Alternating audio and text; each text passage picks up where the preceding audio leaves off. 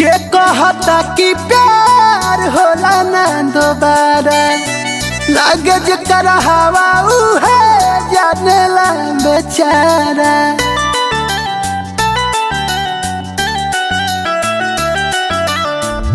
के कहता कि प्यार होला ना दोबारा, लागे जकर हवा उहे जानेला बेचारा।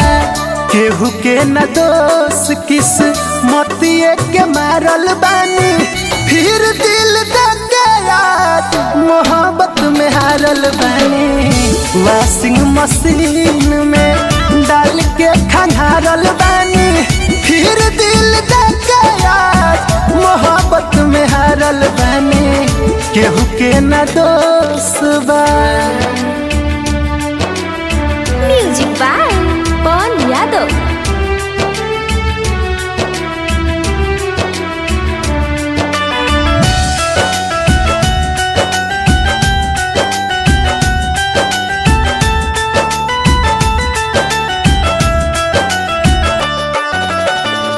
हमारा तो आजकल कुछ नहीं भावे, देहिया के नहीं अब होश बा। सब खेल कैले बा दिली बेचारा, बाकिर नजरियों के दोष बा। हमारा तो आजकल कुछ नहीं भावे, देहिया के नहीं अब होश बा। सब खेल कैले बा दिली बेचारा, बाकिर नजरियों के दोष बा। भैनी बात नाम चारू ओरिए से तारल बानी, फिर दिल देके आज मोहब्बत में हारल बानी। वॉशिंग मशीन में डाल के खंगारल बानी, फिर दिल देके आज मोहब्बत में हारल बानी।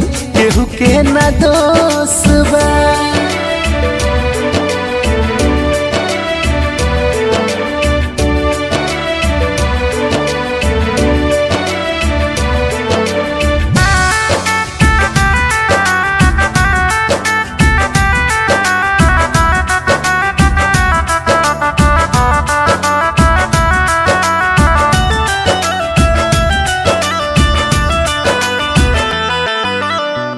इश्क के बीमारी पहले समझ न पाइनी, भोली सुरात पल भइनी। राहुल पवन कवन रोग लागल, लगे अब हम पगलैनी।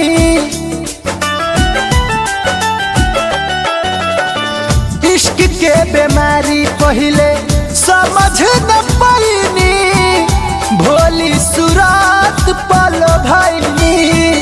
मुन्ना पवन कवन रोग लागल, लागे अब हम पगलैनी। देखे इज्जत सबका नजर से उतारल बानी, फिर दिल देके आज मोहब्बत में हारल बानी। वॉशिंग मशीन में डाल के खंगारल बानी, फिर दिल देके आज मोहब्बत में हारल बानी। केहू के न दोष बा।